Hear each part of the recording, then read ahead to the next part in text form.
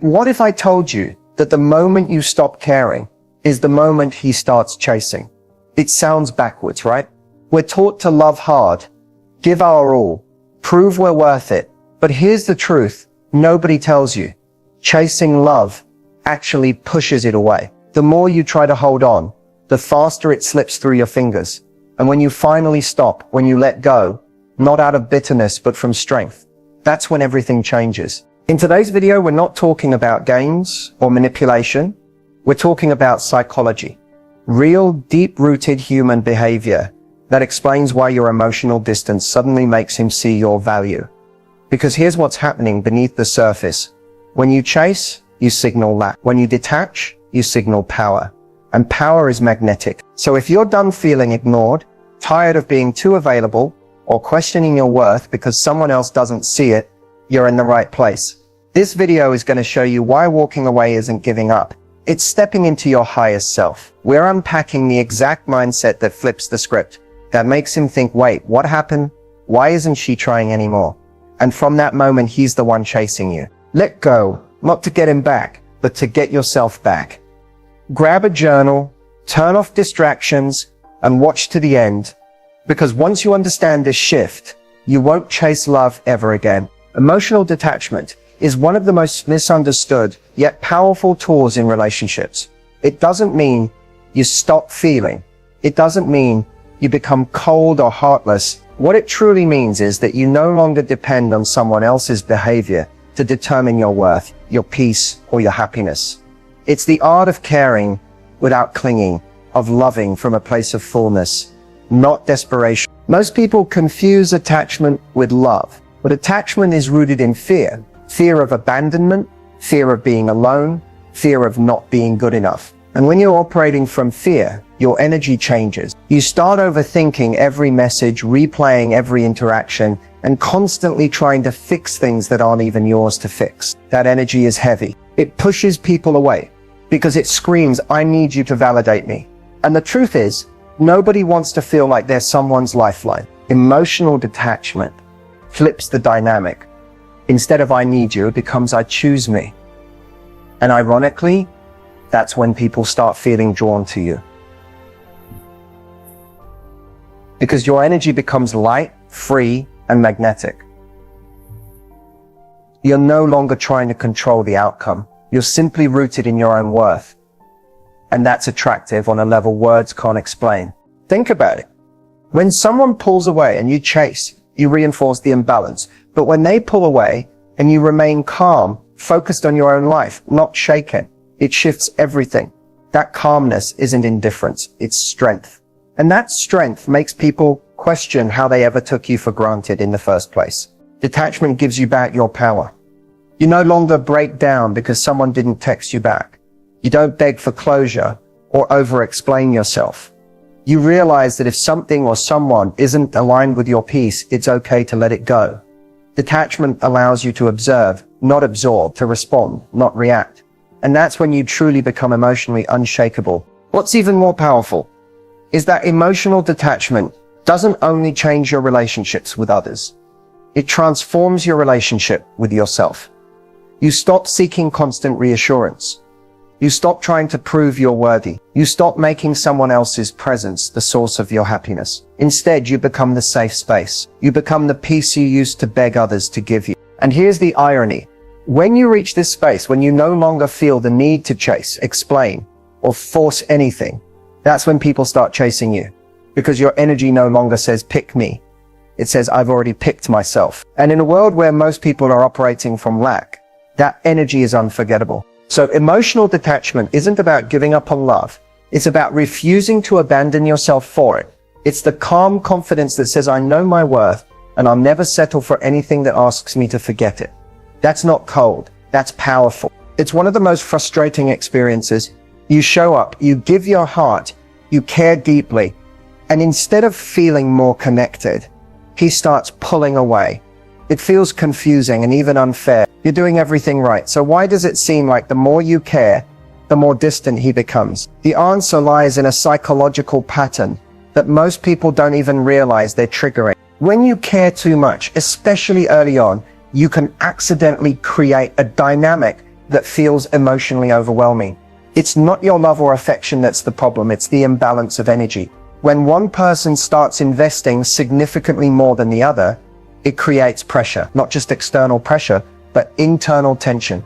Because subconsciously, the person on the receiving end starts to feel like they've been handed a responsibility they didn't ask for. And rather than rise to meet your level of care, they retreat. Why? Because attraction thrives in space.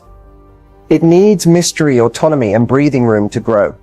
When you rush in with all your energy, always available, always giving, always texting first, it short-circuits the natural rhythm of connection without realizing it.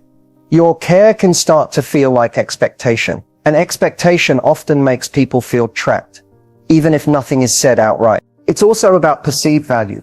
When someone gets everything from you, your time, your energy, your emotional availability, without having to earn it, their mind begins to question the value, not because you aren't valuable, but because humans are wired to appreciate what they work for. And when something comes too easily, it's often taken for granted, no matter how good or genuine it is. That's why people say, play hard to get, but it's not really about playing. It's about maintaining your own center, your own life, and your own sense of self, no matter who you're dating. When you make someone your emotional priority before they've made you theirs, it creates an imbalance that the other person can feel, even if they can't articulate it. It's like walking into a room and sensing that someone needs you to validate them, rather than simply enjoying your presence. That energy feels heavy, and that heaviness is what makes them back off. It doesn't mean you should stop caring altogether. It means your care has to be aligned with reciprocity. It needs to be matched, not poured endlessly into a void. Your energy is precious, and it should never be given without awareness. When you love from a grounded place, when you care without losing yourself, you allow space for the other person to rise up and meet you. So if he pulls away when you care too much, don't take it as a sign that you should care less. Take it as a sign to care more about yourself. Redirect that energy inward. When you do, not only do you stop the cycle of overgiving, but you also create a space where healthy attraction can breathe, grow, and flow naturally without fear, pressure, or imbalance. There's a reason why someone seems more interested the moment you stop giving them attention. It's not magic, it's psychology. The chase and the dynamic of distance tap into deep subconscious triggers in the human brain that most people aren't even aware of. And once you understand this, you'll stop blaming yourself and start seeing the patterns for what they truly are. Psychological responses, not personal failures. At the core of it, people are drawn to what feels slightly out of reach. When something is too available, it doesn't activate the same level of desire as something that requires effort. This goes all the way back to survival instincts. Our brains are wired to value things that seem scarce or uncertain. The moment something feels secured, our emotional urgency to obtain it decreases. That's why when you chase someone, they often pull back. Not because they don't like you, but because the chase changes their perception of value and control. The more energy you invest in trying to win someone over, the more the power dynamic shifts. And in that imbalance, the person being pursued subconsciously feels that they've already won you. You've become a certainty in their life, and certainty, as comforting as it may sound, often leads to complacency and romantic attraction. On the flip side, when someone senses that you're not fully accessible, when your attention is unpredictable, their brain enters a state of heightened curiosity and interest. It becomes a challenge. It becomes stimulating. This is the exact same mechanism that makes us compulsively check our phones when we get random notifications. We don't know what it's going to be, so the unpredictability spikes dopamine. That same chemical response is triggered when someone feels they don't fully have you yet. They start wondering where your attention is going. They analyze your silence. They begin to crave what they used to take for granted. That's the power of psychological distance. It ignites emotional urgency. But it's important to understand that chasing doesn't always mean physically running after someone. It's also the energetic chasing, over-texting, over-explaining, always initiating, always trying to prove your worth. These subtle forms of pursuit are felt deeply by the other person, even if nothing is said aloud. And the more they sense that emotional chase, the less likely they are to engage with genuine desire. Real attraction is built in the space between connection and independence. When you hold your ground, when you're not afraid to lean back, to create space, to allow someone to come toward you, it forces them to invest, and investment leads to attachment. That's why emotional detachment and mystery are not manipulation tools. They're boundaries. They protect your energy and allow someone to earn access to you rather than being handed all of you up front. So if you ever feel like you're chasing and they're pulling away, hit pause, reclaim your energy, because it's often in your absence, not your presence, that they finally realize what they're missing. Letting go is not about giving up. It's about regaining control. The moment you truly let go of someone or something, you are no longer bound by the emotional gravity that keeps you stuck in a cycle of neediness and insecurity. And when you break free from this cycle, everything changes. Suddenly you reverse the power dynamic, and it's no longer you chasing or trying to please. It's them trying to win you over. This shift happens because when you stop seeking validation and approval from someone, you stop giving off the desperate energy that usually pushes people away. You stop being afraid of rejection, and you stop needing constant reassurance to feel good about yourself. Instead, you become centered in your own worth. This isn't about playing games or trying to get someone to chase you out of ego. It's about stepping into your own power and letting the relationship unfold naturally without forcing or rushing anything. When you let go, you stop overanalyzing every text, every word, every interaction. You stop obsessing over why he's not calling or why he hasn't responded right away. Instead of living in a state of uncertainty, you allow space for things to develop on their own terms. And that space, ironically, is exactly what sparks attraction. It triggers a shift in perception that makes him realize he might be losing you, and that fear of loss creates a sense of urgency to chase after you. What's happening here is simple. When you are emotionally available all the time, when you are always present and always easy to reach, it feels like there is no challenge, there's no mystery. But when you start to let go, whether by being emotionally unavailable or by focusing on your own life and growth, suddenly the chase is on. Now he's the one wondering where you went, why you're not as available as you used to be. And that uncertainty, that lack of access to you is what activates the emotional desire to chase. The key is detachment. It's not about being cruel or playing games. It's about releasing the need to control the situation. When you stop caring about the outcome, you start creating an environment where the relationship can evolve on its own. You've given up the need to force things into existence. And in doing so, you give the other person space to step up, to come toward you with genuine intention. This is when you see the dynamic shift from you trying to make things work to him trying to make things work with you. So the next time you feel the urge to chase, pause and take a step back. By letting go, you allow yourself to stop playing the game entirely, which is exactly when the game changes in your favor. It's not about giving up on love. It's about trusting that when you let go of the need for it, the universe will bring it back to you in a way that's far more fulfilling and genuine. Sometimes it's the small shifts that create the biggest impact. When you're stuck in a place where you feel unnoticed or undervalued, it's easy to think that the solution lies in doing more, trying harder, being more available, or constantly putting others' needs above your own. But the truth is, the moment you make subtle, strategic shifts within yourself, you will find that people, especially him, start to notice you again. These shifts aren't about playing tricks or manipulating anyone. They're about aligning with your best self and reclaiming your personal power. The first shift is one of self-respect. Often the reason we feel overlooked is because we aren't valuing ourselves as we should. When you start respecting your own time, energy, and emotional availability, others pick up on that. You no longer tolerate poor behavior or unbalanced relationships. And because respect is magnetic, people, including him, are drawn to it. They recognize that you are no longer the person who will accept less than they deserve.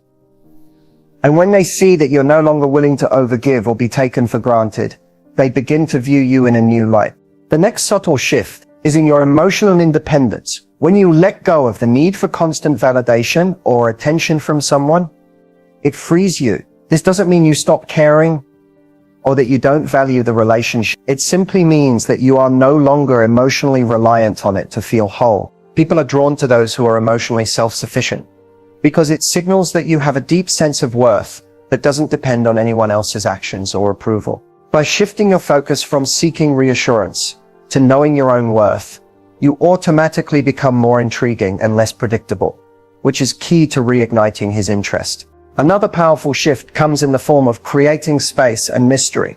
When you stop making yourself constantly available, you create a healthy distance that allows him to feel the absence of your presence. This absence is incredibly powerful. It gives him the chance to miss you, to wonder where you are, and to reflect on your value in his life. Subtly pulling back, not to punish him, but to realign your energy, gives the relationship the space to breathe and grow. It's in this space that he begins to realize how much you truly bring to the table. And this realization often leads him to take the steps necessary to win you back. Another subtle shift that makes a significant difference is in your body language and energy. When you stop chasing, your energy shifts from being eager and uncertain to being grounded and self-assured. It's almost as if you're saying, I'm fine on my own, but if you want to be part of my life, you'll have to earn it. This shift in your demeanor sends a clear message. You are not desperate for his attention, but you are open to it if he is willing to meet you at your level. People notice this shift because it exudes confidence without arrogance, strength without rigidity, and it's incredibly magnetic. Lastly, one of the most effective, subtle shifts is in how you prioritize your life and passions. When you are busy living your own life, focusing on your passions, career, friends, and personal growth, you become less fixated on him. This not only makes you more interesting, but it also naturally elevates your value in his eyes. As you continue to thrive and evolve, it sparks curiosity and attraction. He sees that you have your own full life, and that makes you more desirable. These subtle shifts don't require dramatic actions or declarations. They require a quiet, internal commitment to value yourself more and make your life a priority. Once you do that, you will find that the world around you, especially him, starts to notice you in ways they never did before. Knowing when to let go and walk away for good is one of the most empowering and difficult decisions you'll ever make. It's a point in the relationship where your mind and heart must align, and you finally realize that holding on isn't serving you or the relationship anymore. It's not about giving up. It's about knowing when you've done enough, when the emotional investment no longer feels healthy, and when your personal peace and self-worth are at stake. The first moment to recognize is when you're no longer growing together. Relationships should be about evolution, both individually and as a partnership. But when one person stops growing, or worse, actively pulls you down, it's time to reevaluate. If you find that you've outgrown the relationship and it's preventing you from reaching your fullest potential, staying stuck can do more harm than good. This can manifest in many ways, whether it's the emotional drain from constant arguments, the lack of support in your personal goals, or feeling like you're always compromising while your partner remains stagnant. If growth and progression have become one-sided, it may be time to walk away. Another crucial moment to recognize is when respect is no longer mutual. Respect isn't just about treating someone kindly. It's about valuing their boundaries, their feelings, and their needs. If you feel that your partner repeatedly disrespects you, whether through actions, words, or neglect, then you're in a toxic situation. You don't deserve to continuously fight for respect. If the relationship has become a space where your emotional needs are disregarded or minimized, it's time to make the painful but necessary choice to leave. Walking away in these situations isn't an act of weakness. It's a firm decision to prioritize your well-being over someone else's disregard. One of the hardest realizations comes when you see that the effort isn't reciprocal. Relationships are built on mutual effort. Both partners need to put in energy, time, and care. But if you're the only one constantly giving, texting, planning dates, offering support, or making sacrifices without receiving the same in return, it's not a partnership. It's a one-sided situation. If you're the one always reaching out, always compromising,